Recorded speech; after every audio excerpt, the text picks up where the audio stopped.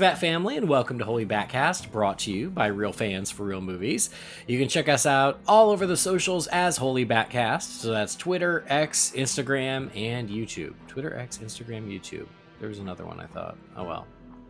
And Facebook, duh, of course, Facebook, that's the one. Anyway, it's Holy BatCast, all those places, you can find us.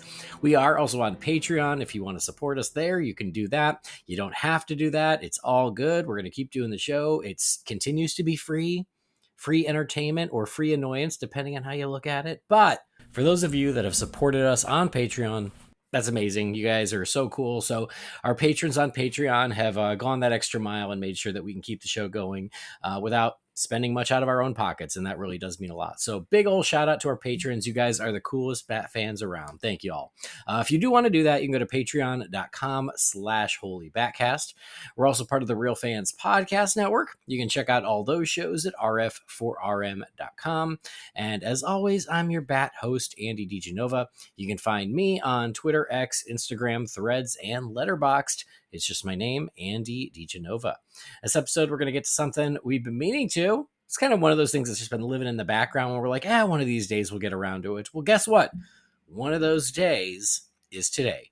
We are going to talk about the animated movie Teen Titans Go versus Teen Titans, which still feels new, but it's not that new. It's coming up on 5 years old. So we're going to talk about that. I know it's kind of random this week.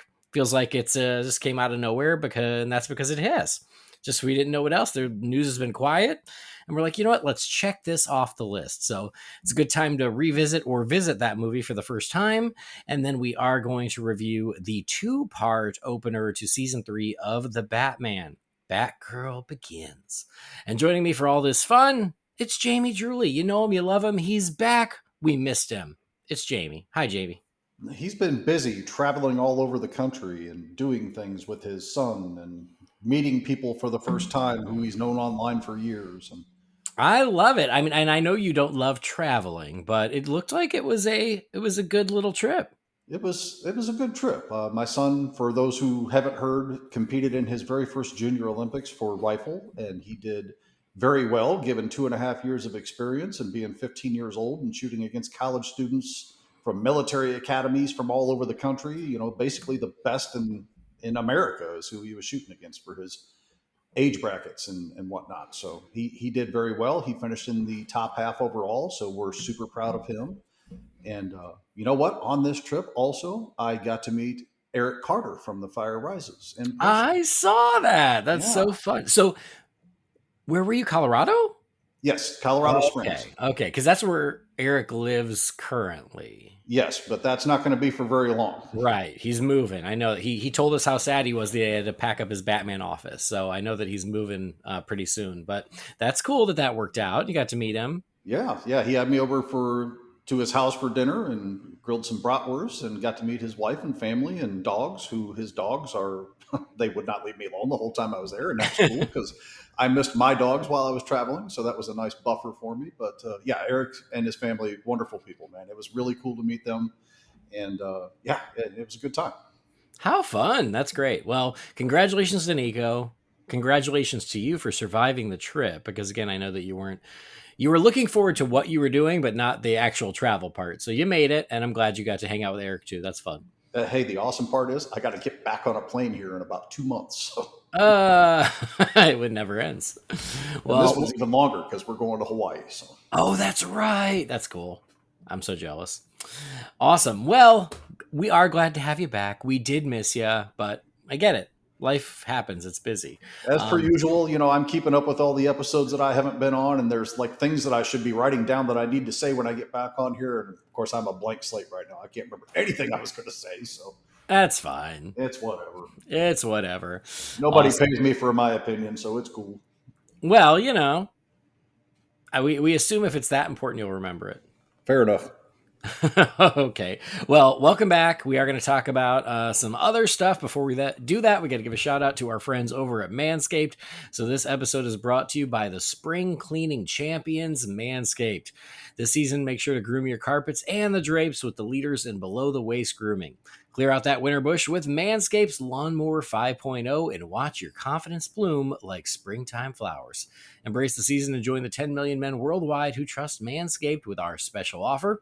Go to manscaped.com and use the code BATSCAPED for 20% off and free shipping. That's BATSCAPED. Save a little money. Get free shipping, get yourself some quality grooming products, do your own spring cleaning, your personal care spring cleaning. You're going to feel good when it's done. You're going to appreciate it, and we're going to appreciate you for supporting us and Manscaped. So I think you'll be very happy. The Lawnmower 5.0 is the best trimmer on the market. I use it all the time. There are other trimmers out there that might be cheaper, but they're not going to be better, and you get what you pay for. I'm just telling you. So check out Manscaped. They got lots of great stuff. Go to manscaped.com. Check out the lawnmower. Check out the Beard Hedger Pro Kit if you've got a beard. Check out all the different things they've got. It's all great quality stuff. And if you're going to make a purchase, just please use that promo code BATSCAPED to save that 20% off and get your free shipping. So you're supporting Manscaped. You're doing something nice for yourself, and you're helping support Holy BatCast in the process, and we would really, really appreciate that. So, yep, thank you to everybody who's already done that. You guys are awesome. Maybe it's time for a refill. If you haven't done that, no pressure. Just like Patreon, no pressure, but go to Manscaped. And if you are going to make a purchase, just please use that code BATSCAPED. We would love it. Yeah. All right. Nothing, Dad? Okay, we good. I got a whole closet full of that stuff. That's all I can tell you. I know. Same. Awesome. All right. Well, let's talk a little Teen Titans, which heavily features Robin. So I don't feel too bad about doing it. So Teen Titans Go versus Teen Titans. Here we go. We're going to look back at the 2019 animated film Teen Titans Go versus Teen Titans. Titans Go! Go! Go!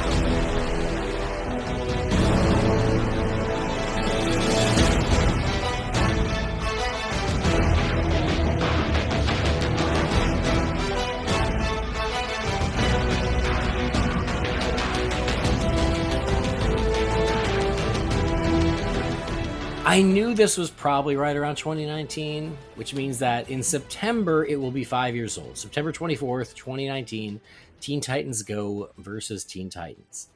And because this is kind of a random one this week, I should put it out there. It doesn't seem to be streaming anywhere.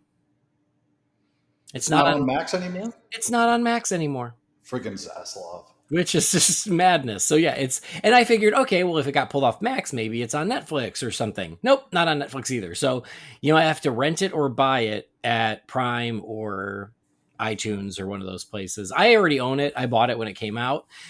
Spoilers, I didn't regret the purchase. So for what it's worth. But yeah, so I apologize in advance for anybody who's like, oh, great, I'll just go and stream it on the streaming service that has the special dedicated DC section. No, you won't. I'm so sorry about that. But we're gonna speak spoiler free at first, and then we will speak freely. But hopefully you enjoy the conversation regardless. So, Teen Titans Go versus Teen Titans Again, September 24th, 2019, was directed by Jeff Mednicow, and written by Jeremy Adams and Marley Halpern Grazer. And so we will start spoiler free. This is the movie where Teen Titans Go, they first fight and then team up with the Teen Titans from the early 2000 series that I gotta admit, I never really watched. Jamie, I don't know if you watched that one or not. I did not. I actually didn't know that show existed until somebody was talking to me about Teen Titans Go, because at that time my kids were like heavy into Teen Titans Go. And they said, that's the voice cast, the same people that were on the Teen Titans series. I'm like, what Teen Titans series? What are you talking about? Like, I didn't even know it existed. So, I kind of found out it has people of a certain age are pretty strong cult following to the show. Yeah. Mm-hmm. But I've never seen a single frame of it. Like, this is literally the first time I ever saw anything to do with that was the mid-credit sequence in the Teen Titans Go to the movies. Oh, okay. Oh my God, you're right. I forgot that they teased this in Teen Titans Go to the movies. Yes. Completely forgot about that. But yeah, you're right. So I knew the show existed. I remember when it was on in the early 2000s. And the irony is I did try to watch it and I thought that show was too goofy.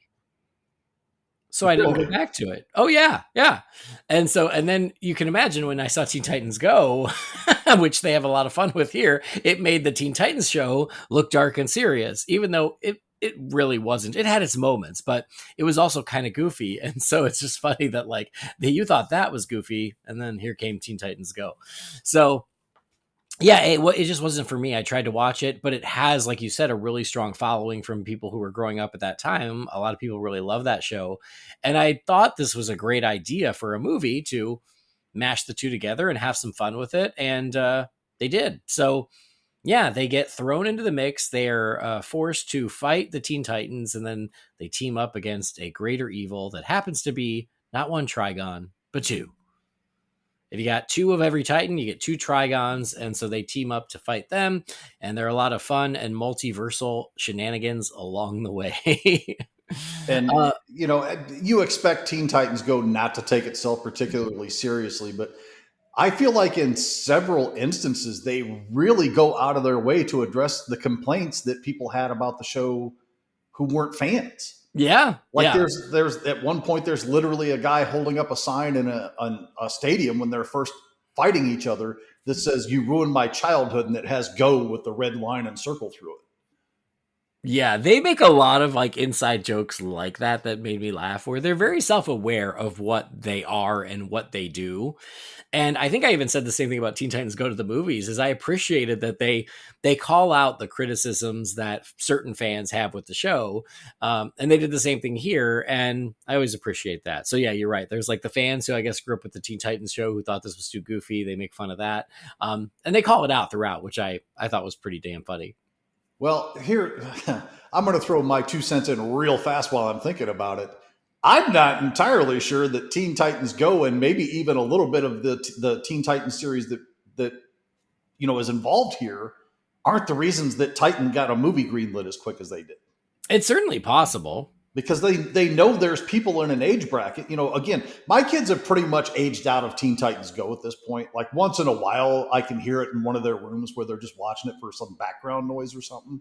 Because Mhm. it was on, I think on Hulu or something like that. I can't remember where it was, but they were able to stream it, and they're older than that now. My daughters are 18, my son's 15. So they would be the ideal bracket to make a movie to appeal to. And Teen Titans Go definitely had its fan base. So Mhm. I wouldn't be surprised to find out that was kind of the thought behind getting that movie up and running as quickly as they are. Yeah, I mean that's certain. I mean, and I think we even talked about it when they announced the movie. Is like because of these two shows, and then just other supporting media, Teen Titans has become a brand unto itself. It has become a very recognizable brand within the DC stable. And so I think, yes, it all factors into the reason why they would want to do a movie too. Because, yes, you had the Teen Titans show in the early 2000s. You have Teen Titans Go that's been going on now for over 10 years. Is it still on? I believe, yeah. I believe it is. Good for them. You had the animated movies. And so, yeah, like Teen Titans, you had the Titans show, duh. You had Titans on DC Universe and then eventually Max. You have Young Justice, which feels like an offshoot of Teen Titans. And so there have been multiple iterations and shows throughout the past 20 years that, yeah, there are a lot of kids who grew up with it. And so it just makes sense that Teen Titans now has a certain amount of recognizability and cachet that it's like, well, of course we should do a movie. Yeah. I think that's probably some of the logic behind it. So I guess technically this is a sequel to Teen Titans Go to the Movies. Although, it totally, you just can watch it on your own. Again, I forgot all about the tease from that movie. But spoiler free, I want to hear your thoughts about this one, because this was your first viewing, right? Yes. Yeah. I had bought it. First of all, I was thinking this movie came out like last year. So, Lord, where does the time go? But I had bought it. We do a lot of the digital discount bin shopping, as I like to call it. Andy and I are big $5 bin shoppers on Apple Movies. Yeah, and then certain people have to message other people and go, "Hey, by the way, this movie is only $5 this week, and by the way, this bundle is only $10 this week. You should probably like I told you the other day, man. That." Like I told you the other day, the only thing more fun than spending my money is spending your money. Well, you succeeded. By the way, if you haven't watched it yet, Straight Talk was actually pretty good. I enjoyed I, it. I have no doubt it's pretty good. Like, I mean, it's Dolly. How could it be bad? I mean, she's so charming, dude. Like, Yeah, but you're right. That is one that I've been wanting to watch forever, and it's never on sale. It was finally on sale, so I thank you. But yeah, it's just the digital discount bid. It'll get you every time, but yes, it will. it's fun while you're going to the bathroom. I'm on there twice a week. It's addictive. But at any rate, apparently a couple of years ago, I picked this up in the $5 bin, and I just had it sitting there. I never watched it. I never came back to it for some reason. And then we were looking for ideas for the show this week, and you suggested the idea, and I was like, well, I've never watched it. I need an excuse, so here we go. But as far as my thoughts on the film, I thought it was a lot of fun. I mean, it gives you the inherent silliness that you expect from Teen Titans Go. It gives you, I don't know that other Titans series, but I'm assuming it's very true to that as well. They poke a little bit of fun at themselves as well. Like Robin is like brooding and trying to come up with plans, and they're like, he does this all the time, doesn't he? That kind of thing. So I just feel like they're having a good time with the premise, and there's just an inherent amount of heart that goes in with it. The characters and their relationships and how they kind of bond with their other dimensional selves. I mean, it just a really good time with some really funny laughs in it. Like there's one scene really toward the beginning that I just giggled and giggled and giggled at because I thought it was so funny. But it's just I don't know how else to describe it. I mean, it's not going to change your life. It's not the most amazing superhero thing ever put on film, but if you're looking for something that's a little bit more in the lighthearted area and a good time, and especially something that you can watch with a younger generation, I don't know how you could do much better than what this film did. Yeah. Well, great. I think we saw the same movie. I did see this closer to when it came out. I think I waited for it to at least hit $10 and then I bought it. And I watched it way back then. And I only remembered a little bit, but I did remember really, really liking it. And then rewatching it yesterday, I still really, really like it. It, like you said, it's a ton of fun, especially if you already appreciate the Teen Titans Go humor, or even if you're a fan of the Teen Titans show from the early 2000s. This does right by both of them and has a lot of fun with the premise. And then, not to get ahead of ourselves, it also has a lot of fun with just the multiverse, which I really appreciated. They really took advantage of that. And so, I think this is, in its way, just as good as Teen Titans Go to the movies.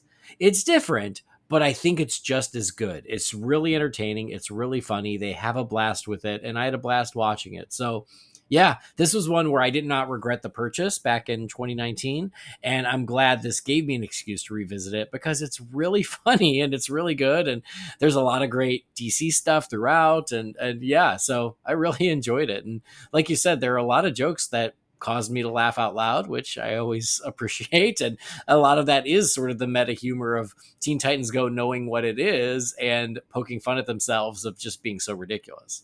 Sure. Just out of curiosity, did Harley by chance watch this with you? She watched a little bit of with me, and then she was a bit of had the zooms yesterday, so she would watch and then she'd just be running around and causing mischief. So this one she did not just sit and watch with me. I feel like this would be something that would strike a chord with somebody that's probably around the 4 to 6 age more than somebody around the 2. So I was just curious. Yeah, she has watched Teen Titans Go with me, and she does like it. She thinks it's fun. I think it's obviously it's very colorful and everything. So this one I thought she might enjoy, but I think that especially from the very beginning, there's a lot of Trigon and Raven's Demon, and I think all of that darker stuff she didn't quite latch onto. Living in your household, man, she's going to have to get over that eventually. Well, it's so funny because she definitely she gets quote unquote scared, but she still wants to watch. Yeah. My kids were very much that same way. Obviously my daughters were born on Halloween. My son was born October 4th. My wife and I always loved the holiday before we even had kids.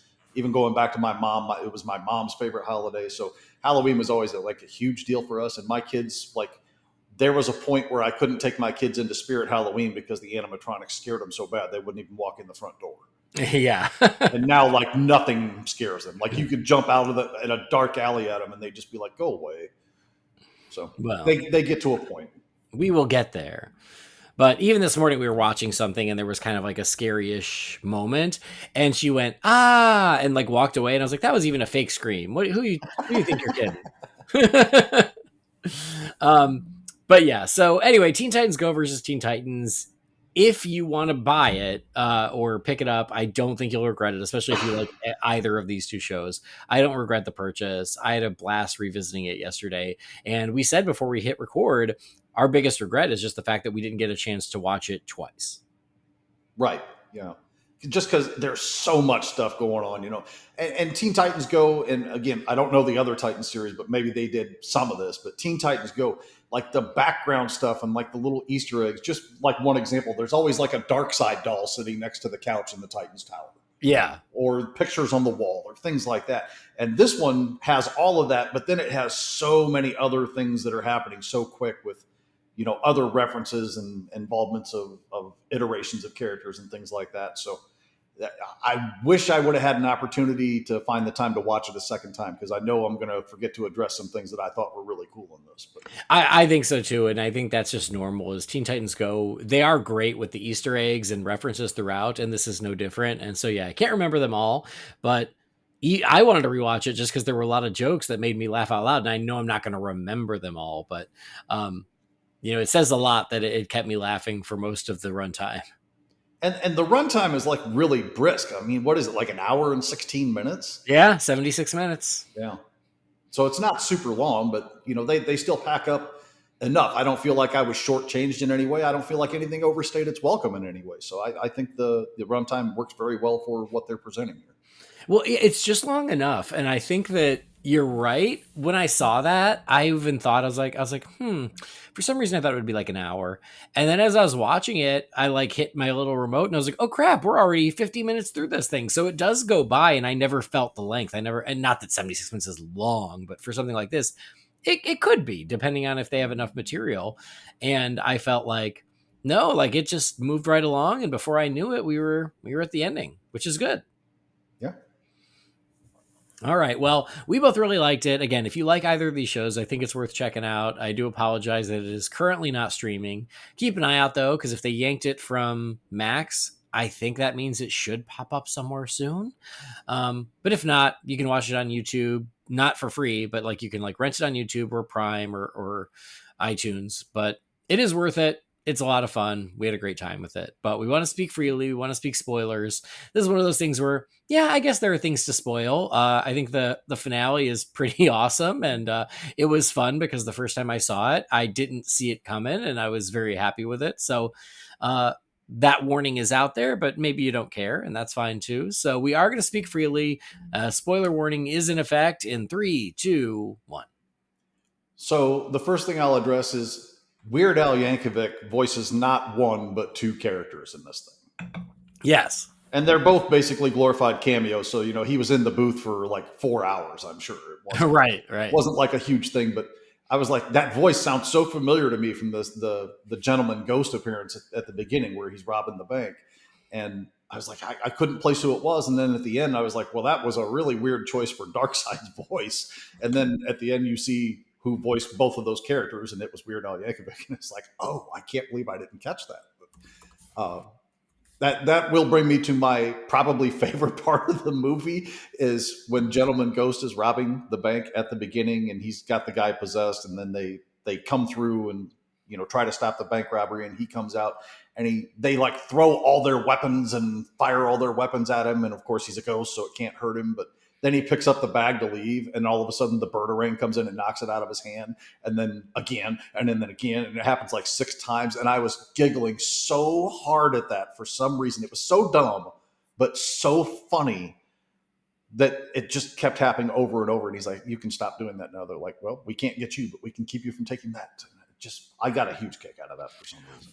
So that was great, and what's funny is one of my favorite jokes directly followed that, where Gentleman Ghost is like, hey, that's really annoying, and Robin's like, hey, we can annoy you all day, we're very annoying. And I love that, because again, that's one of those things that even I said about Teen Titans Go before I really was able to like get into it, is I'm like, God, it's just so annoying, and they know. And I just love that was part of it. It's like, listen, we can't stop you or hurt you, but we can annoy you all day. Mm-hmm. No, So that whole sequence, I thought it was a lot of fun. I mean, it really, again, it's what you expect from something with Teen Titans Go, but I mean, this just sets the pace for the movie going forward. I mean, there's no lulls, which Teen Titans Go isn't a show that gives you a lot of time to breathe or think deep thoughts or anything. But I mean, this just jumps right in with both feet, and it was a good time at that beginning sequence. well, I love the Gentleman Ghost opening. I thought that was a lot of fun. I like Gentleman Ghost anyway. I think he's fun. I did not realize that was Weird Al. I did know that Weird Al did Dark Side at the end because he's done Dark Side elsewhere. Maybe it was other Teen Titans Go stuff. I don't remember, but I remember him doing Dark Side. So that one didn't surprise me, but I didn't know he did both. But the Gentleman Ghost opening was really fun. It was really funny. And I was like, oh, Teen Titans Go are actually being superheroes for once? That's weird. Which again, they also kind of poke fun at later. Definitely. But yeah, I mean, he even does like a Dead Man thing where he jumps into Robin and then he jumps into Starfire and then he jumps into Raven as he's trying to escape. And that's really what kicks off the plot, where when he's jumped into Raven, he cracks her jewel on her head, and that's what contains her demon. And so the whole movie is about like her trying to keep the demon inside the jewel and then Trigon trying to release it. Which I guess I should address my one thought that was going on there is that could be a really super dark premise for a story, is Raven trying to keep that demon there and Trigon trying to release it so he can take over the world. And it's like, that could have gotten really dark really fast, but they do a good job of taking it somewhat seriously without ever letting that darkness overwhelm what they're presenting. And I want to give credit to the writers for taking subject matter like that and still balancing it in a very fun, very family-friendly way, where I think they just did a really good job with that presentation and that writing with it. Yeah, for sure. I mean, and yeah, I like that it's still a nice little like underlying theme for such a silly movie. And the movie, it's silly, it's ridiculous, it's just there to make you laugh, but it still has to be a movie. And having Raven trying to control her demons is, I think, a nice way of grounding it a little bit. And then at the same time, by the end, there's a little nice message that goes along with that. But you're right, it never gets too dark, it never gets too scary, but I do love throughout, like, just the juxtaposition of like, here's the silly version and here's the slightly more serious version from Teen Titans 2003. Um, and so like even Trigon, you've got the Teen Titans Go version of Trigon, who and they even said, they're like, yeah, he's a pain. And then the the non-Go Titans are like, oh well, ours, ours was horrible. Ours tried to take over the world, and the Teen Titans Go, they're like, yeah, ours is just annoying, right? And towards the end, they even say something about they're like nothing will be left but your Trigon, and they're like, yeah, and he's not so bad. So like seeing the Trigon from Teen Titans, we'll just call it Teen Titans 2003 for to make it easier. I never watched it enough to even see what that Trigon was, and I didn't realize they did like a big dramatic Trigon story where they defeat him and he dies and everything. But seeing him come back and like then just side by side with the funnier version who ruined Thanksgiving at Teen Titans Go was really funny. Yes, yeah, definitely. They balanced that out pretty well too, because they tried to keep the bigger Trigon serious, but at the same time they let him be not too dark. I mean, I don't want to say he was fun or anything like that, but I mean, he even got a dry joke in once or twice in the film. So listen, one of the things that made me laugh the most is when he captures both Ravens and he's got one in each hand, so he can't let go of them. And they're like, oh God, aren't you thirsty? I'm parched. And then it's like this really slow, drawn out joke of him just being like, oh, so thirsty. I need a drink. And he like makes the other Trigon get him a soda. And then they do this long thing where like the other Trigon's trying to get the straw in his mouth and he keeps moving it. And it was so silly, but that really made me laugh. And then by the time it was all over, he's like, oh, just give it to me. And he's like, the Ravens escaped, didn't they? I'm like, yep, sure did. So that whole bit of him being thirsty and wanting soda was really funny to me. it's ridiculous, but somehow it just works. Yeah. If somebody did that in a live action movie with something like this, I think I'd be like, oh Lord, here we go. But for what they present here, you know what you're in for, and I think it worked really well. I know. Like, I mean, but again, that's just like silly Teen Titans Go stuff, right? Like Yeah, yeah. towards the end, Cyborg says something about like, "Well, I have a waffle maker." It didn't come up, but I wanted you to know. And the hero worship that all of the smaller ones tend to throw at their more serious counterparts was a really nice balance too. Because like the Ravens pretty much got along from the start, and then the two Starfires were like, oh my god, this and that and the other thing, and the Robins being constantly at each other's throats about everybody saying the serious one was like the more handsome one, and the Teen Titans Go version taking that like super personal. And they played a lot on the differences between the counterparts, but I thought that part was really well done too. Oh, totally. I mean, and it's what is going to happen in a versus movie. So I do love that all of them eventually become best friends with their counterpart, except for the Robins, because the Robins are both so headstrong and and like they've got to be in charge, they've got to be the leaders, that they never find the common ground, and even at the end when you think they're going to, they still don't. So it's really funny, especially like the Go version of Robin versus the Robin 2003 of him just being like, well, I just want to prove that I'm better. And they're like, what are you talking about? Like, we just wanted to buy some time so we could figure out how to stop this guy. And they're like, oh yeah, I guess that's better. Because what happens is they get sucked up by the Master of Games, and the Master of Games is like, he's exploring the multiverse and he wants to pit the Teen Titans Go versus the Teen Titans. And so that's where the versus comes in, and it's really just the one scene that's truly versus. But it's a lot of fun of watching them all fight each other, because you're right, the two Starfires are like best friends immediately. And even the Ravens, they're like, I don't really want to fight. Like, do we have to do this? And like, they're both so like meh, especially because Ravens Go, she's trying to not use her powers because it would crack the crystal more. Um, and then, yeah, to watch them fight it out and the way they defeat each other, and then eventually find the common ground. It's a lot of fun. Yeah, because you're watching that, and at least for me, I was assuming, well, the serious one's bigger, stronger, more heroic, and right off the bat, two of the Goes are eliminated and put into the containment things that they bounce them into when they lose. Like they have to knock them through this energy field or force field, and they get put into a containment thing, and that's how they win. Mm-hmm. And two of them like instantly are in there. Is like, okay, well, we see where this is going to go, and then all of a sudden, two of the bigger Titans get knocked into theirs, and it's like now you're down to the last two facing off against each other. It's like, oh, well, that's kind of surprising, or at least it was for me, that they figured out a way to make it air quote believable that the Goes could hold their own in some fashion against these bigger, more serious ones. Well, and especially because like Beast Boy turns into like a cute little kitty, so that the other Beast Boy wouldn't hurt him. And it's like, oh, I can't squish the little kitty, So Yeah, and it's completely silly as you'd expect, but I mean, yeah. you buy into it.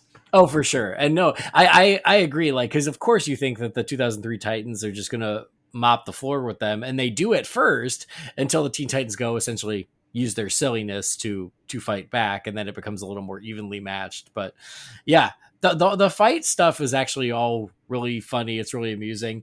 And you're right, when the cooler Titans, the 2003 Titans, pop up, they're even like, oh wow, they're so cool, they're so serious, they're so tall.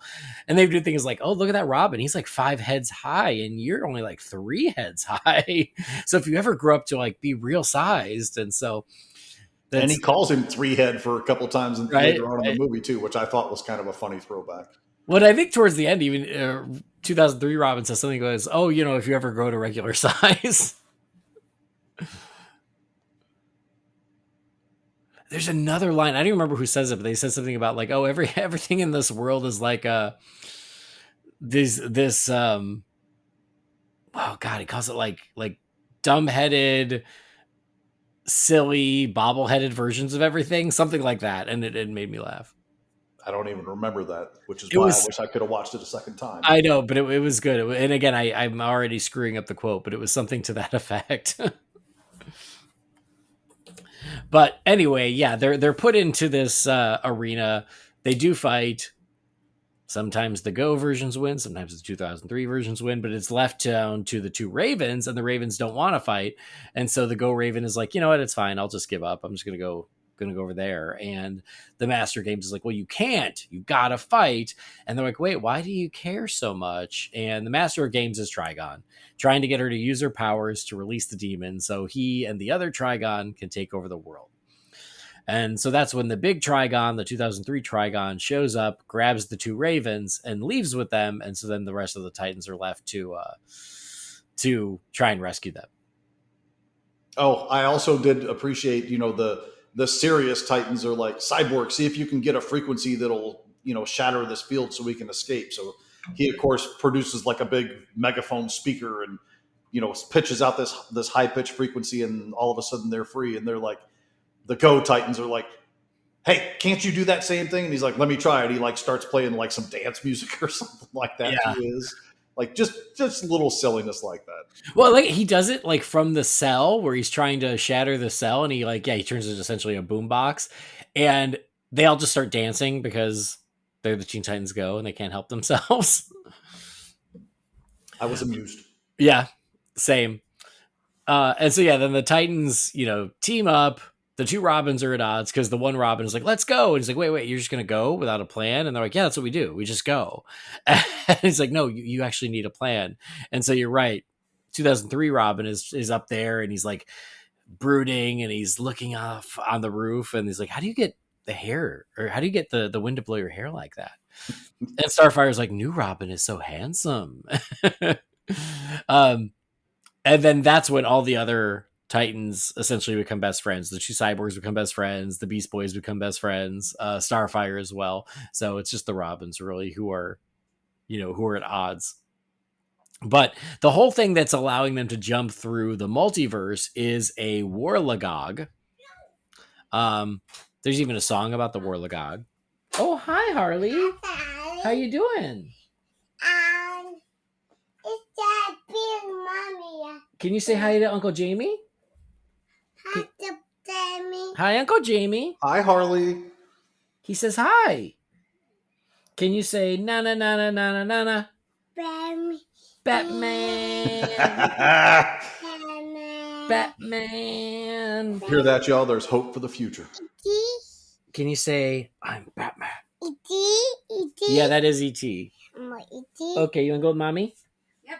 Come on. Okay, bye-bye. I love you. Bye-bye, Daddy. Come on. Let's go watch Mickey Mouse. God, she's adorable even on audio. And there is your obligatory Harley cameo.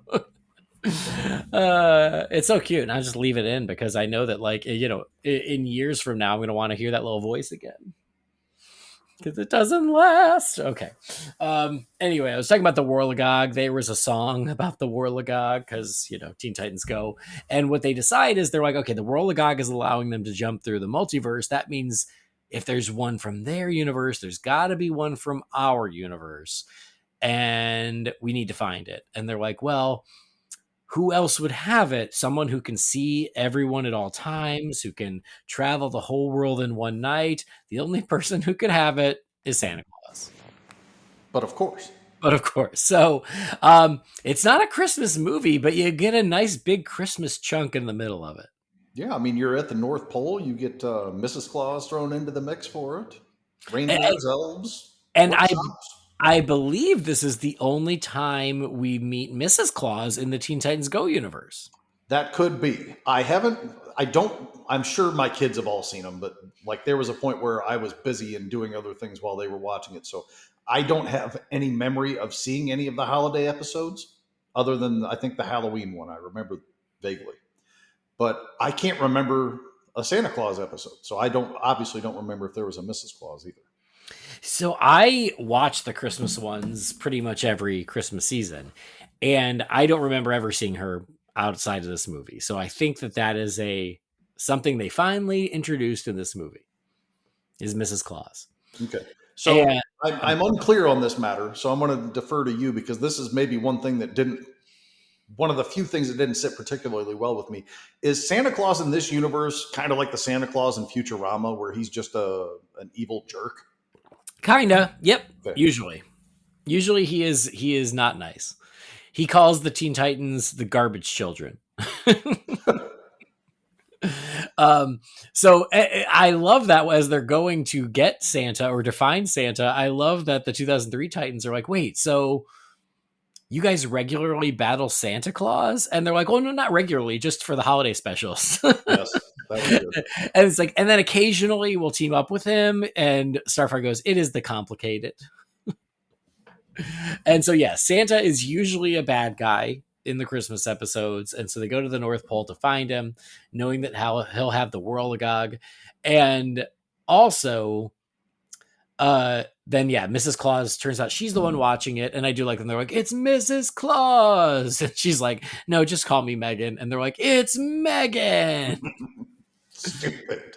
I know, and she has a cyborg hand for some reason, but I love her crazy hair with the Christmas ornaments in it. And so yeah, there's a big battle between the Titans and Santa and Mrs. Claus and the elves and the reindeer, and it's really funny. My only little nitpick, because I've watched the Christmas episodes so much, do you remember the Santa Claus theme that they use in the Christmas episodes? I do not. It's "All Hail the Jolly Fat Man." That one. Okay, yeah, okay, I know that one. It's catchy, and I was shocked they didn't use it. I know that not from the show, but because my kids would walk around singing it on Christmas Eve. See. But yeah, anyway, I'm shocked they didn't use it. But regardless, I appreciated the random tangent to the North Pole. It made me laugh. And it's worth noting the opening credits of this movie are very cool. Though it's lots of like silhouettes and cool music and stuff. But in there, I saw them fighting with Santa, and I was like, well, that's weird. But then when it happens in the movie, I was like, oh, the credits were like stuff that happens in the movie. I didn't realize that until at that point. I didn't realize that either. Yeah. So anyway, they get in the big battle, but they do eventually get the Whirligog, and then the two cyborgs turn into a spaceship, and they get chased by Santa and Mrs. Claus in the sleigh. Through wormholes with all kinds of portals to infinite dimensions and other Earths. And this is the part where I'm like, hell yeah. Like, this is where I feel like they truly take advantage of the multiverse aspect of the movie and bouncing from universe to universe and seeing all the different versions of the Titans, many of which are made up for this movie, because earlier on they said something to the effect of like, oh, are there mermaid versions? And they're like, mermaids aren't real. And like, oh, is there like a steampunk version where everybody has goggles on their hats? And we see all those here where they're like, see, goggles on the hats, I knew it. And we see the mermaid versions, and you also see other versions that we know from other media. So my particular favorite is the comic book one where they actually are pixelated and speak in bubbles. I love that. So yeah, like the classic George Perez, Marv Wolfman versions of the comics, but they actually go through that universe. That's great. They go through like the old Filmation series with the lower budget animation, shall we say? Yeah, like the Super Friends style. Yeah, which was awesome. And then they go through the animated movie universe where you get the really cool versions of the Titans. And that scene is one of my favorites when they're like, whoa, whoa, whoa. We thought you guys were the cool dark ones. Look at these guys. These guys make you look like us. But somehow it's even worse because you're actually trying to be serious. And that was great. That killed me because I love the animated. I love those versions anyway. They're not quite the Young Justice. They're the animated movie versions, but I love those versions anyway. They look so cool. And I love that they totally, again, call out that like, well, Teen Titans is only serious when you compare it to Teen Titans Go. But when you compare it to other stuff, it's actually kind of goofy too. So that was amazing. And then, yeah, both of the Starfires falling in love with Nightwing. Yes. Was awesome. I forgot to mention earlier on when the Master of Games shows up and he's explaining the whole concept of the multiverse. He's like, there's versions of you in every universe, and I go around and I visit them all. And the example that they use when he's talking is they do Batman. Yes. So yeah, they show a bunch of variations on Batman, which I really loved because this is one I wish I'd have rewound and watched to see all the versions that were in there, but it was definitely animated series. It was definitely Batman 66. I want to say Brave and the Bold was in there too. But even then, as the example they used all these different multiverse versions of Batman, which of course made me happy. Of course. So yeah, I thought that was awesome. I love that. And actually, my second, I know it's jumping ahead a little bit, but my second favorite thing behind the gentleman ghost gag with throwing the bird of rings to knock the bag out of his hand is when all is said and done, and like they're going back to their own universes, and the Go Robin is dressed as Nightwing with like the clothes like hanging off of him, and he's trying to go back with the super serious Titans, and they're like, no. Yeah. I got a huge kick out of that too. Well, yeah, and then Sirius Nightwing shows up naked, being like, that's mine. Yep. Yep, that was hysterical. And I love the hopping through the universes. I think that's so great. And again, I think that's what you want from a multiverse movie. And it blows my mind that we have not gotten that from of all these other multiverse movies that we've gotten, many of which I like. How have we not gotten that? Like, I truly thought we would get that in The Flash, of him running through different universes where we would get just glimpses of different universes as he ran. No, we didn't get that, which is crazy. Kind of, sort of got it with the little cameo sequences, but it's not that same concept. Not like what I'm talking about. Like, that was kind of their way of checking that box. But I'm like, no, why would he not be trying to like escape the Dark Flash? And to do that, he's bouncing from universe to universe. And so we get little fun sequences highlighting different universes. Like, come on. And I felt the same way about Doctor Strange and the Multiverse of Madness. Like, he pretty much goes to one universe and spends the rest of the movie in that one. Even Spider-Man No Way Home, which I love, they brought them to our universe. He doesn't go through other universes. It's just crazy that like, I'm like, come on, this is like low-hanging fruit. Why did we not do this in other movies? But they do it here, and I appreciate it. So I did want to ask this because I didn't look it up. I think Endgame came out in 2019, right? Yeah. Which would have been probably, I would imagine, May is usually when the Avengers movies come out. Yeah, it was, first week of May. And this came out in September, so this was like 4 months later. It's petty, I know. I'd be curious to know which one came up with the idea of the portals bringing in all the heroes first. Well, and here's the crazy thing is they screened this at Comic-Con in July of 2019. So it was already finished by July. So because of the timing, I kind of am going to chalk it up to like, there's no way it couldn't have been done by that point. Like, I'm like, great minds think alike, I guess is what I'm going with, because they were too close together that I don't think anyone ripped anyone else off. Because otherwise, that means they went and saw Endgame and then had 2 months to change the ending of their movie.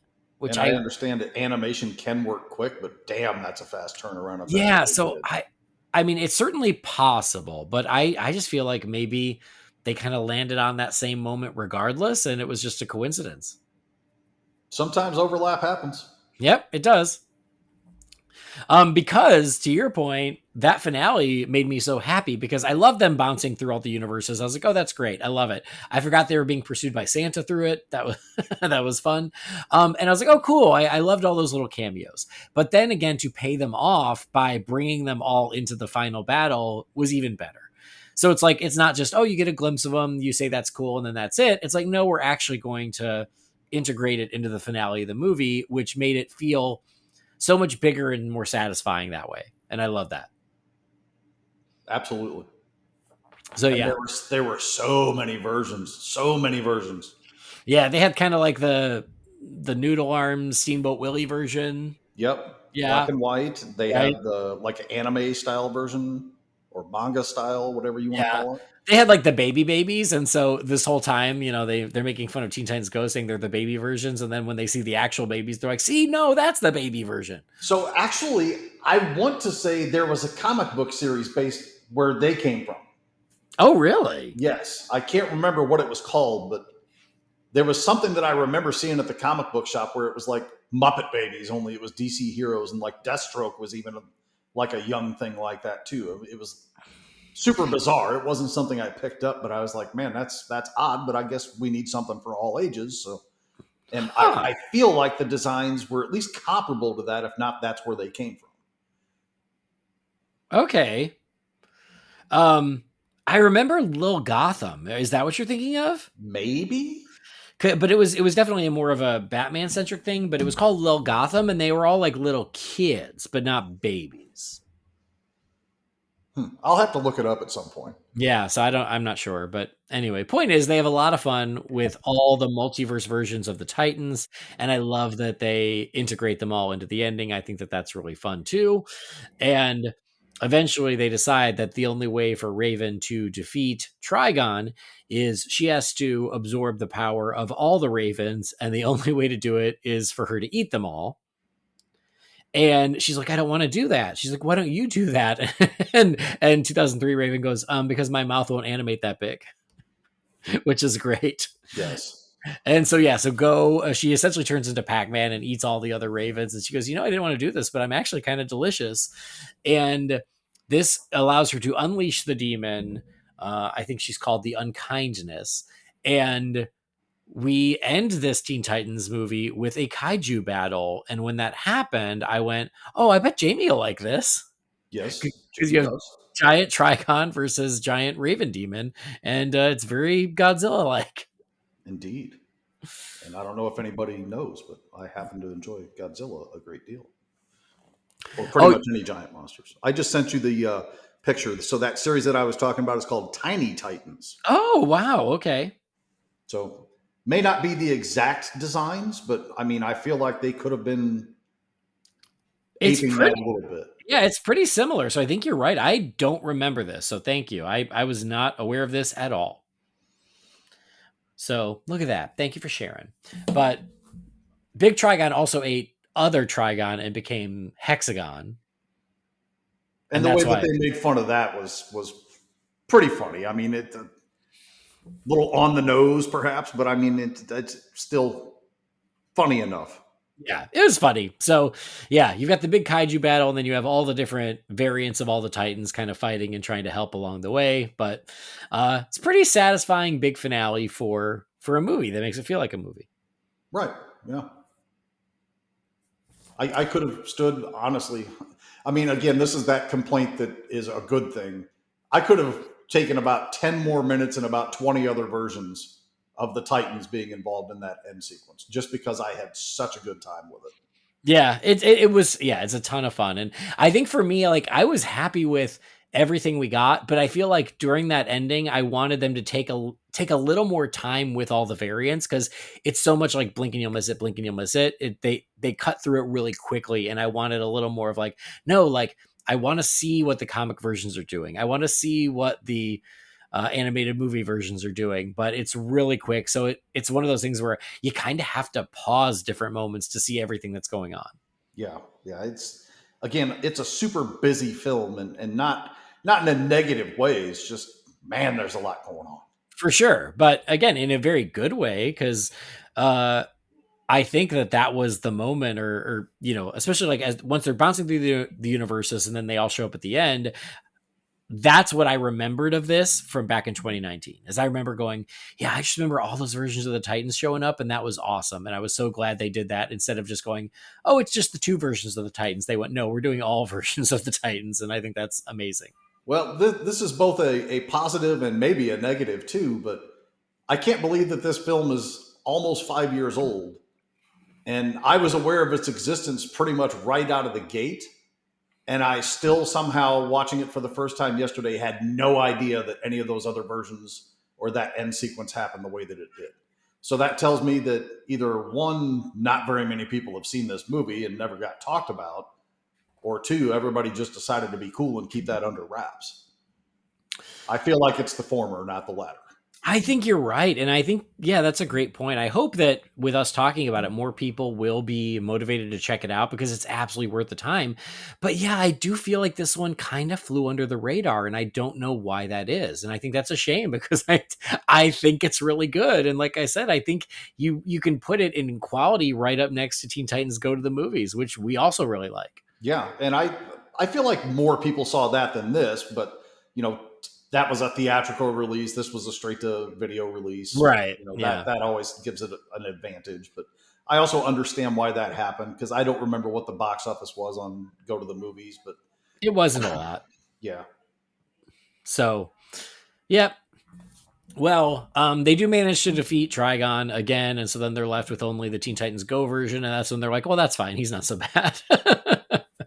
um, and so yeah, you're like, all the other Titans start going back to their universes, and that's when Robin tries to uh, he tries to take the Nightwing outfit and sneak away. There's a moment earlier on where they're all falling that made me laugh, and the Go versions are screaming, and then the O3 versions are like, what are they doing? Why are they screaming? We're fine. And so like they all start flying, and even Robin like uses his cape, and then the Go version's like, oh yeah, that's right, we can fly. And so they all land except Robin, who just comes Yeah, smashing he into like the earth. splats almost. So every time like cool Robin would do something and then Go version of Robin would be all beat up or something, it made me laugh. Yes. Also, I remembered another thing. I like it was stupid, but somehow it still got me. Like Raven is obviously, as we said, trying not to use her powers because she doesn't want the cracks to get any worse or the demon to get out. So they have to walk when they go places. Yes. And Yep. walking is such a struggle for her. She's like, it's not so bad. And she's like one step every 5 seconds. And then like there's another point not too long after that where she takes off her shoe and like it's all blistered up and nasty on her feet from Yeah. walking like a block. Yes. That was funny. And they do that a couple times with the feet just getting grosser and grosser. And there's a moment earlier on where they say something about like, I think it's like Robin and Beast Boy, and Robin's like, we're the same age, and Beast Boy is like, really? And like they do that gross close up on Robin's face, and they're like, oh man, you got some city miles there. That's pretty funny too. But so they send the Go version of Trigon to the zombie Teen Titans universe, which I forgot about. So that's where he ends up, which was pretty fun. And I was like, oh, show me more of the spooky zombie version. I like that too. Somebody get Tom Taylor on the horn. Yeah.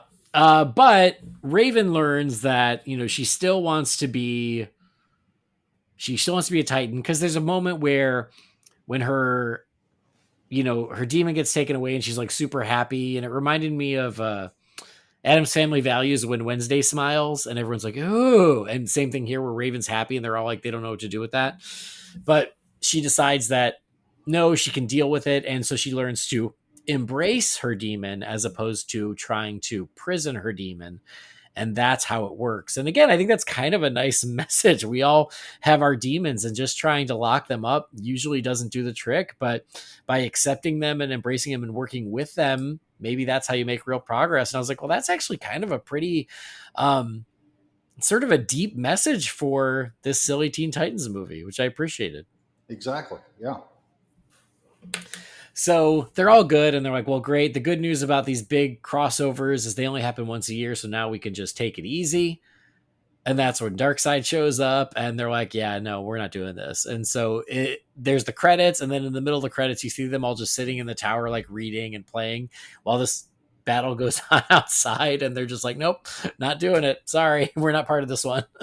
So, like, the one thing I would have changed about that, and I get why they don't, but I would have just had, like, the camera pan just a little bit to the right so we could see the Justice League fighting the forces of Apocalypse. Yeah. I thought that too. I was like, oh, are we going to get a little Justice League cameo here for this big battle? But they did not. That's being super greedy. I know it's a nitpick of a nitpick, but it would have done my heart some good to see that. No, I'm with you. I think that would have been fun, but well. So, and that's Teen Titans Go versus Teen Titans. It's a great time. And again, I hope that people who forgot about it or never got around to it listen to us and go, actually, I'll watch it, because I think you'll have a good time. And if not, even if you don't like it, it's only going to cost you an hour and 16 minutes. It's true. It's true. So I can't imagine that most DC fans, unless you're like, hardcore, serious only kind of stuff, which, I've been there, guys. I know what it's like. But this one, it just works. It does what it needs to do. And I really feel like it should get a little bit more word of mouth or exposure than I feel like it's gotten to this point, because it even took me, several years to watch it after having purchased it. So. Yeah, I agree. Even I'm guilty of it, but I'm here to tell you, I wish I would have watched it sooner. For sure. Well, then what would you give it for a letter grade? I'm at an A- for this one. Oh, wow. All right. Yeah, I had a really good time. I think it was really well done. I think knows exactly what it wants to be and intends to be. And I think it does it an extremely great job. I mean, again, it won't be anything that changes your life. It won't be anything where you're rushing out to get a t-shirt of it, most likely, nothing like that. But just a good, fun time that, you can share with the family or watch by yourself, either one. Awesome. Well, I mean, again, I think that we see eye to eye on the whole thing. It's a great time. It's really funny. It's really fun. They definitely take advantage of doing a multiverse movie. It's stupid, but in the best possible way. And it's really entertaining. I was thinking B plus. So right there, close to where you are. Sure. So a B plus and an A minus for Teen Titans Go versus Teen Titans. And again, I hope you guys will check it out, and I hope you enjoy it because it's good, silly fun, especially if you got kids in the house.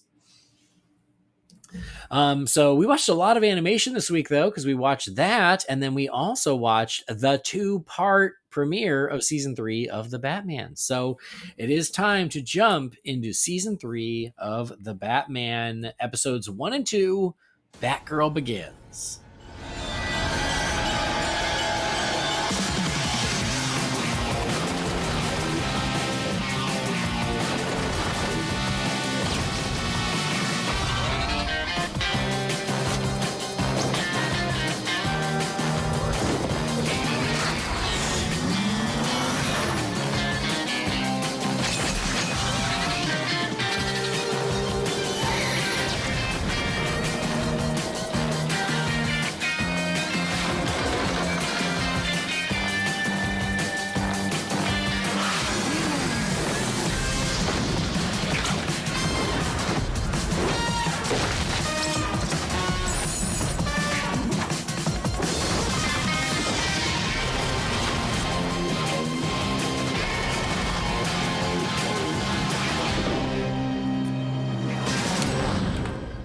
We got a new theme song for this. Hey, that's where I wanted to start.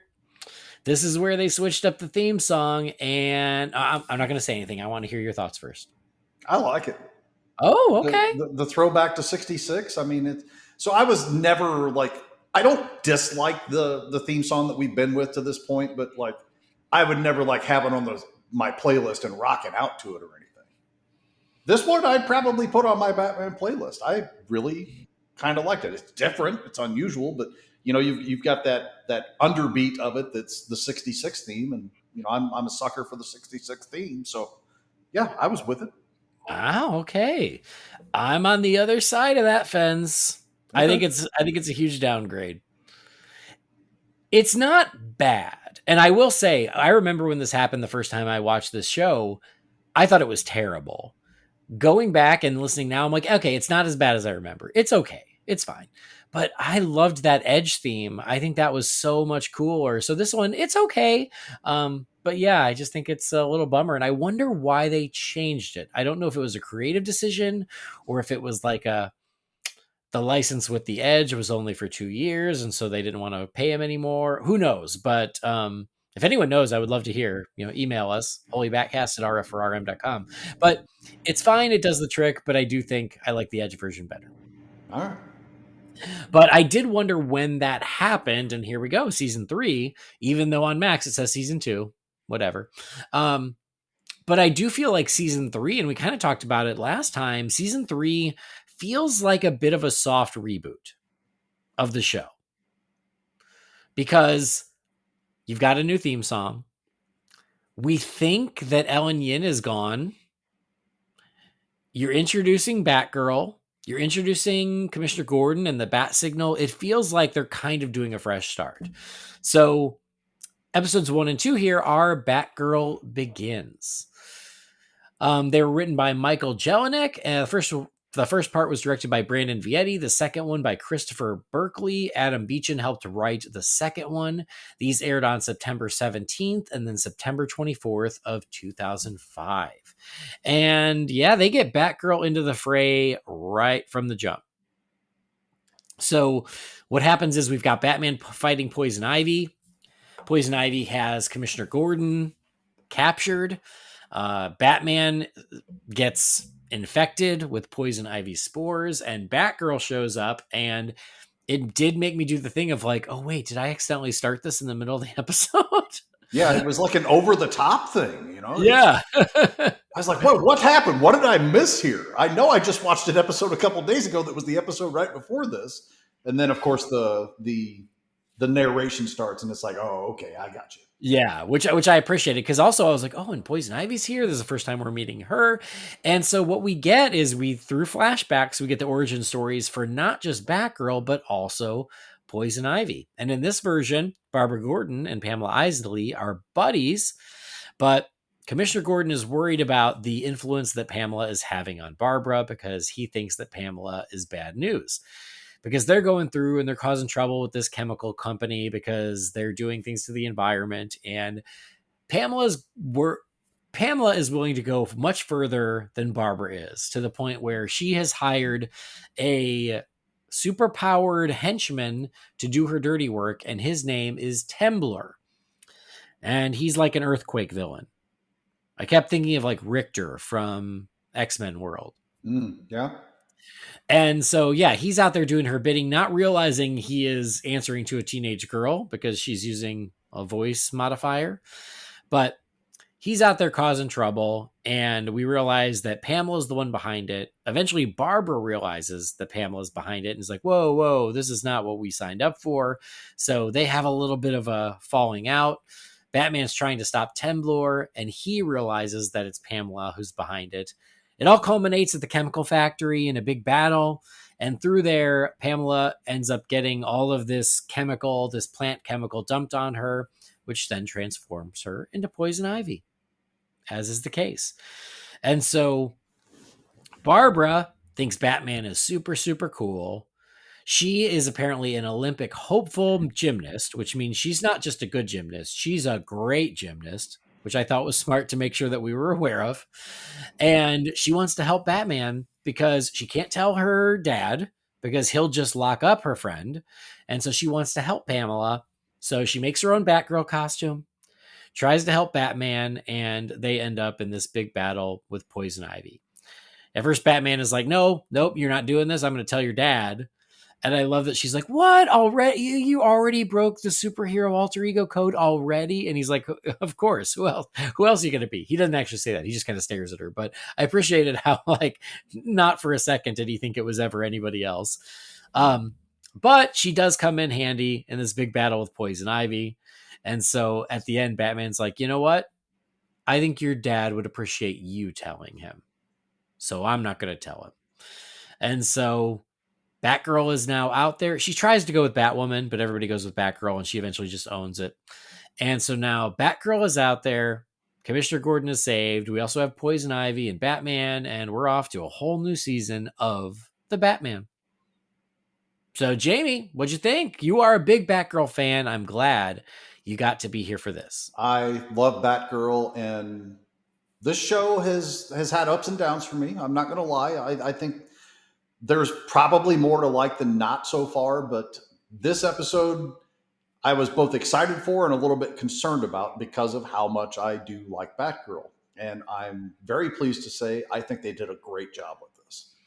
I think the character is portrayed wonderfully. I think it's very much true to who Barbara Gordon Batgirl is. Take some origin and creative liberties with it, but sensible ones. Like the Olympic hopeful gymnastics thing automatically puts her in a bracket where she's got abilities. She's just got to be able to hone them and figure out how to use them to the advantage of being a crime fighter that Batgirl is.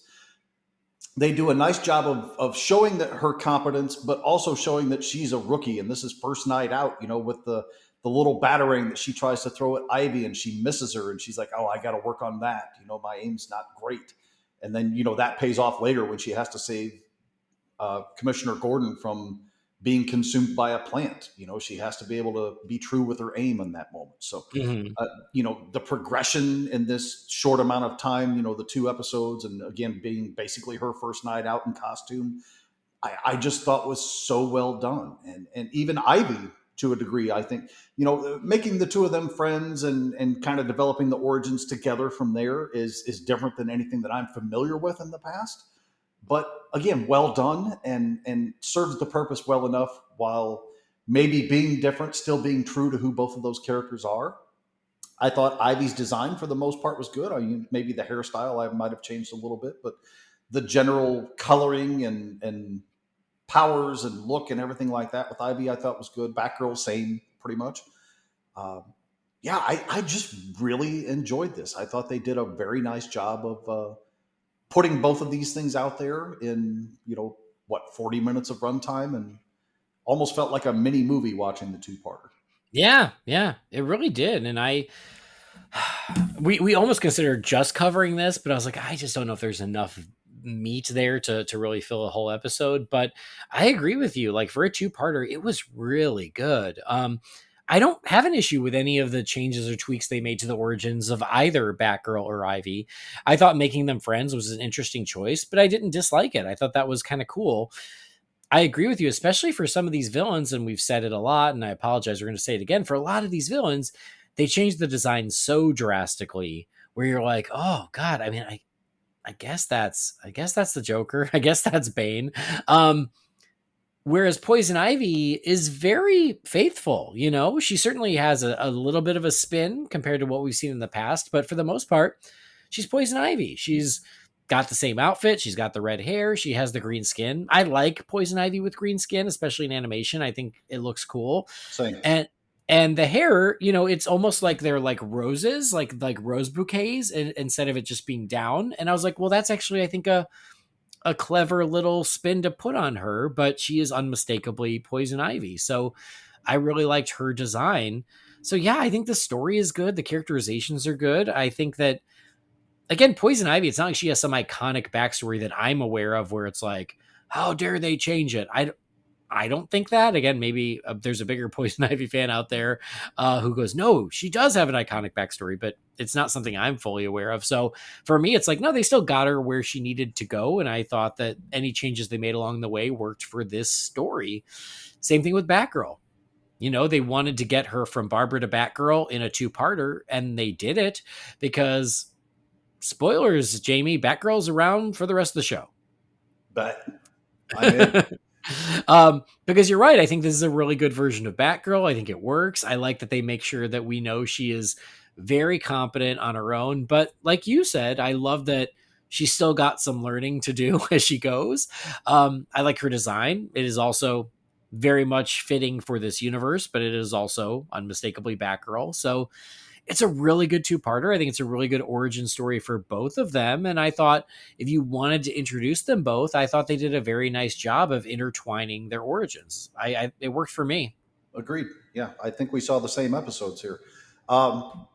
Maybe shortchanging Jim Gordon a little bit at the end, that he doesn't pick it up on it as quickly as Bruce does, of Barbara's identity as Batgirl. Mm-hmm. Real quick, I also want to acknowledge that she keeps trying to make everybody call her Batwoman. Yeah. Mm-hmm. And nobody will, so she finally just gives, all right, Batgirl it is. Right. I thought that was a nice touch. But Jim not figuring out, because I mean her voice is still the same, the red hair sticking out, and even him noticing, oh, another red, what's the chances? It's like, Jim, come on, you're a little slow on that. But there is I want to say it was Gail Simone's Batgirl run in the New 52, which I love. And I'm almost certain that was, if I'm mistaken on that, my bad. But there was a moment in there where she goes to actually reveal her identity to her dad.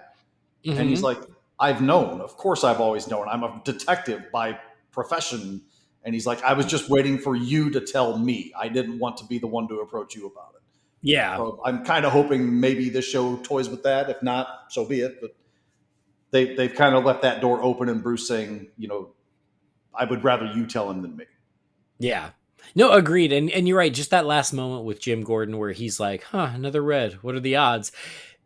It definitely implies that he at least is kind of aware, right? He maybe suspects, so I feel like that is the direction they will go. I don't remember I don't remember clearly, but where it's like, no, he's not an idiot. He does notice, but maybe it's one of those things where it takes him a little bit to actually confirm, or maybe he knows from the start and he's just, would rather just not acknowledge it until she's ready. So No, there's, I suppose, some logic to that, but I maybe could have done with like a half a second of like a close up on him giving a contemplative squint about it or something, yeah, just to give me that extra indication that he's not a fool and he maybe gives it some thought in that moment, but not a huge deal. It's a nitpick, I know, but yeah. I will also say, just in general, there's some stunning animation in these two parts, especially the action scenes. This show has always been a little more heavy on the action, so it's a little lighter on story, but these action scenes in here are animated beautifully. Both Batgirl and Batman. There's the moment where we see it twice because we see it at the beginning of part 1 and then again in part 2, where Batman has like these almost chainsaw gauntlets where he's hacking through the plants, and just the animation of the way he moves and the camera angles as he's doing it is just really amazing. And there's another great one where he jumps up towards the moon and then comes diving down towards the camera, and that's in the new opening. And for when I saw the new opening, I was like, oh wow, that's really nice animation they did for the opening. And then it's in the episode. I was like, oh, they just did a really amazing animation in the episode that was good enough to put into the opening. So I've got to just give my, credit to the animation throughout, because there's some really beautiful stuff. yeah, I agree with that. And, just to piggyback on that a little bit, Barbara's gymnastics being put into action as Batgirl, I thought was fantastic as well. Yeah. And even there's like a quick shot where Commissioner Gordon is standing in front of the bat signal. And, I know it's it's a cliche shot, but when it's done well, I don't care. It's beautiful. And this was that where I was like, man, that just looks really cool. When I want to see Commissioner Gordon at night in front of the bat signal waiting on Batman to show up, and they nailed it here. It's iconic. Why wouldn't you want that? Yeah. And the moment where he's talking to Batman and he gets the phone call from Barbara, and he turns around, he's like, teenagers, and Batman's already gone, just classic Batman stuff. And it's what we said on the season finale of season 2, where we're like, I think they finally just went, you know what? let's just embrace the classicness of Batman. Let's do the bat signal. Let's do Commissioner Gordon. It's time. And it works. Yeah, I agree. As you said, that's really what people want. I mean, there's nothing wrong with being creative and taking a liberty here and there. But I mean, the fact of the matter is people are into the comfort food of it too. So yeah, there's nothing wrong with having those staples being put into place and held to a higher esteem. Well, and they had the Batwave in seasons 1 and 2, which almost felt like a replacement for the bat signal. Yeah. And then in the finale of season 2, they destroyed the Batwave, and then they introduced the bat signal. So I thought maybe, the Batwave is also going to be no more. But this one, they used both. And I thought it was really smart is they used the Batwave essentially like a, God, what are those things that people use to like listen to the radio, listen to police radio transmittals, whatever those Scanners. things. Yeah. He's essentially using the Batwave like that, but there's still the bat signal for Commissioner Gordon to call him. And I was like, oh, good. Like they wanted to keep their Batwave, which was something they created, but then still use it, hand in hand with the bat signal. And I think that's a great idea. Yeah, I'm okay with it. So, yeah, I'm with you. I think that this is and this is what, Brendan's been telling us is the turning point is truly when the sidekicks show up, and it's Batgirl first. Batgirl predates Robin in this universe, and the whole show does take a turn. And like you said, and like we've said, I think on the last episode, is season 1 I thought was rough. It was okay, but it was a little rough. Season 2 was very good. There were a couple little stumbles, but for the most part, I thought it was very good. And then this is really, I think, where they hit their stride in a very confident way. And if this 2-parter is any indication, we're off to the races. I think it was great. I agree. All right. And what did you think of Temblor? I think that was, I don't want to even say it was a nitpick, but I was like, he's fine. But I'm like, how fun would it have been if Poison Ivy was using some other rogue and was I mean, I understand the premise of how they're approaching it, but there had to have been somebody. I don't even know if Temblor's made up for the show or if he's got precedent in the comic. I don't either. Idea. Yep, but me either. using a Bane or using a Solomon Grundy or something like that in that same capacity. I know those two aren't necessarily muscle for hire thugs, but Well, yeah, or even like a Firefly, like, something like that, where it's a lesser known rogue, one who will take orders, like a Firefly or something like that. But yeah, I don't know of Temblor. I thought he was made up for the show. Maybe I'm wrong, but yeah, I did wonder. I was like, oh, would it be kind of fun if she was like, how fun would it have been if she was controlling Bane, and then Bane realizes he's being controlled by a 16-year-old girl?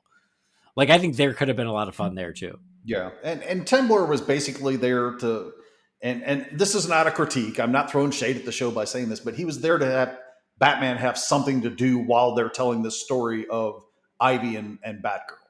Yeah, So I understand it. I just Yeah. feel like maybe there might have been a choice that would have elevated it some. sure. Yep, I think we agree on that. Uh, the other thing I forgot to mention is that the way they defeat Poison Ivy is through ice. Yes. Batman Yeah. Batman has like these ice capsules, and that's how they end up stopping her, is encasing her in ice. It allows them to capture her. But it made me giggle because of Batman and Robin, where, over the years, so many people are like, Poison Ivy and Mr. Freeze, their goals do not align. And yet, because of the movie, they had to team up, even though it doesn't really make any sense. And so I just giggled here, where it's like, yeah, I mean, so much so that ice is the way to stop Poison Ivy. It is not a complementary element. It is, in fact, a contradictory element. And so I thought that was funny. Yeah. I don't think they did it on purpose, but I think that, even so, knowing the history of that made me laugh. All right. Well, Batgirl Begins, parts 1 and 2, season 3 of the Batman. Any final thoughts and a letter grade from you, Jamie? I just look forward to this character showing up more, hopefully developing a little bit more. I don't want the next episode to be her in full swing out with him on patrol without him, giving her some guidance or training or any of that. I want to see the development of her because she's just at that right point now. I think they did a great job of giving her that starting point. I just don't want to skip over too much and get her into full fledged. I can replace Batman if he's out of town or busy with something else. So that would be my only request going forward with her character. But I'm definitely looking forward to seeing what the show brings me. And I certainly enjoyed these 2 episodes a lot. And a letter grade? I think I'm just shy of an A+ here, man. I'm gonna go A, but man, A+ was so narrowly missed, and it's just a couple of nitpicks, like something a little more solid than Temblor, maybe giving me that little more acknowledgement from Jim at the end that he has a suspicion that this could be his daughter in this costume in front of him. Just little tiny things hold it back from that almost perfect score. But, an A is certainly nothing to shake your finger at here. Yeah. Well, it's funny what you said about about hoping that Barbara gets a little more guidance before she has to survive without Batman. Just wait for the next episode. Oh, really? Just wait. Just wait. Right. I just I have the list up in front of me, so I saw what happens in the next episode, and I'm like, oh, interesting. But I agree with you. I think that this was a great 2-parter. It was a great introduction to both Batgirl and to Poison Ivy, and I think that this show is really on solid ground moving forward. And now I'm so happy we are reviewing it, because again, during season 1, there were times where I was like, oh, this is going to be a long haul. And it's not. Now it's really where it should be, and I'm really enjoying it, and I'm happy to see what comes next. So I'm actually right with you. I think it's an A for the 2-parter. Cool. So that's Batgirl Begins, season 3, episodes 1 and 2. The next one up is called A Dark Night to Remember. I feel like people have talked about this one, but I can't remember why. All right. Well, we'll see next time. Have you been keeping up with watching, even if you're not on the episodes? I have. Yes, I'm All right. 100% current with it. Good. That's good to hear. In fact, if I'm listening to episodes I'm not on, when you get to the point where where you're reviewing the episode, I will pause the show, watch the episode, then come back to the show. Ooh, nice. I appreciate that. All right. Well, next time up, A Dark Night to Remember, but that is it for Batgirl Begins. And guess what? That is it for this episode. We only got one email sitting in the mailbox, and so I'm just gonna save it for next time, because I'll be honest, it's Sunday and there's a lot of crap I gotta get done today. We have a lot going on this weekend. Well, I thought weekends were for rest, darn it. But yeah, so we're going to save emails for next time. If you do have something for the Wayne Manor mailbox, though, you can send that to holybatcast@rf4rm.com. And that way, next episode, we will go ahead and catch up on those. So send those messages, those questions, those ideas. We love hearing from you guys. So send them to holybatcast@rf4rm.com. But that will do it for this episode, Jamie. Thanks for making the time, and it is good to have you back. I know you got family commitments, and I respect that. I get it, but it's always nice to have you back here on Holy BatCast. Well, someday when this show pays all my bills, I can be more dedicated and more frequent and more consistent with it. But until then, I'll just show up when I have the time. And I'm glad to have been involved today. I enjoyed everything that we talked about, and it was good speaking with you. Well, good. I mean, and yeah, we did watch 2 really fun animated Batman stuff or Batman adjacent stuff with Teen Titans. Yeah. Anywhere we can keep up with you, or just people just have to wait with bated breath from episode to episode? Episode to episode here, mostly periodic on Real Fans groups on Facebook or, Letterboxd. I'm not as active with my reviews on Letterboxd. I'm just kind of doing star ratings right now because I'm lazy and I don't feel like typing out a bunch of thoughts when I'm doing stuff. Plus, I'm really trying to get caught up on a lot of TV things from like 20 years ago right now. So I'm still like, 6.5 seasons into my Cheers rewatch. And thank God Diane's gone and Rebecca's finally shown up. Heroes, I'm like 14 episodes into the first season of Heroes because I never finished Heroes when it was on. Twilight Zone and Battlestar Galactica and like 19 other things I have going right now. That's fun. I'll look forward to the Cheers Letterboxd episode by episode. Oh, how funny. Well, it's worth noting that hopefully, I hate to even say it out loud, but hopefully if all the things go as planned this week, there will be a new Real Fans that you will be on that we will be doing this week. That's right. It's tomorrow. Are we doing that tomorrow? Is that when we're? That's supposed to be tomorrow. Okay. I guess I should do some homework today. Yeah, you should mark your calendar. But yeah, I mean, it is, God, what's today? April 21st, which means we are less than 2 weeks from the start of the summer movie season. Jeez, man, just give it all away right there. Well, I mean, people know. People have calendars, I hope. So they know what's coming. And if they listen to the last Real Fans, they know that that's the plan for next one. So summer movie season is coming very, very soon. And, it's one of our annual traditions when we can make it happen is the summer movie preview. And so that is the plan for this week. So guys, stay tuned to the Real Fans feed. And if you're into seeing what's coming up this summer and hearing us chat about it and making ridiculous box office predictions that we know we'll be wrong about, it'll be a lot of fun. Check that out.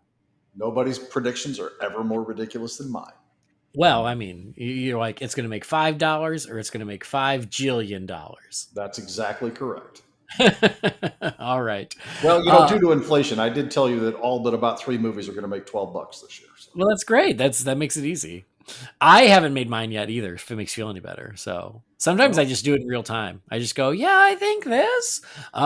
We'll see.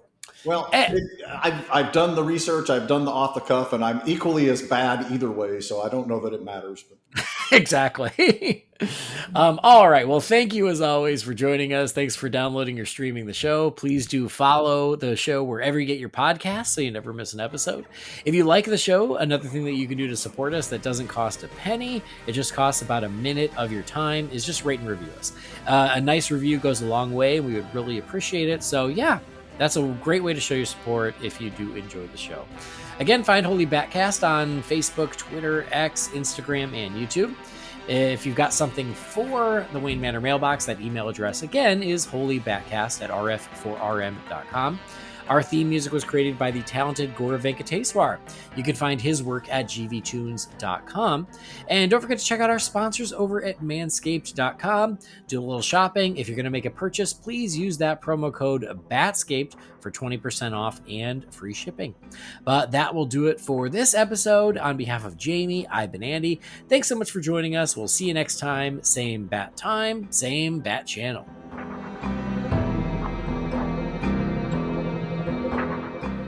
Holy BatCast is not affiliated with Warner Brothers or DC Entertainment. The views and opinions shared by the participants are theirs and theirs alone and do not represent the companies or organizations they happen to work for.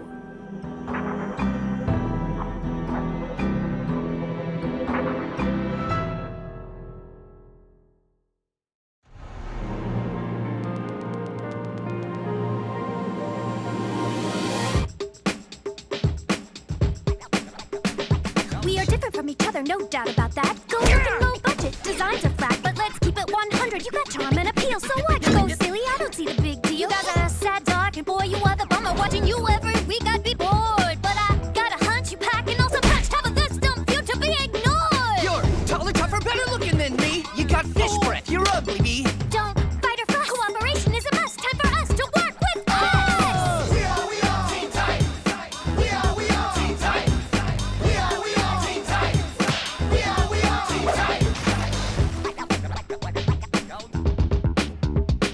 Okay, I get it. You're stocked with more devices. I can make a burger pizza, cut it up into slices. Ain't not bad. We both can blame our dad for turning us into half robotic dudes. I sing all day and the ladies find me charming. I'm pterodine. Whoa, that's alarming. I'd love to go and hating, but there's no use debating. Gold version of the Titans gets really good ratings. Facts. Let's team up to kick butt. Guess I will if I must. Time for us to work with us. We are Team Titan. We are Team Titan. We are Team Titan. We are Team Titan. No use fighting, slighting, or igniting. All the same might, same right. Great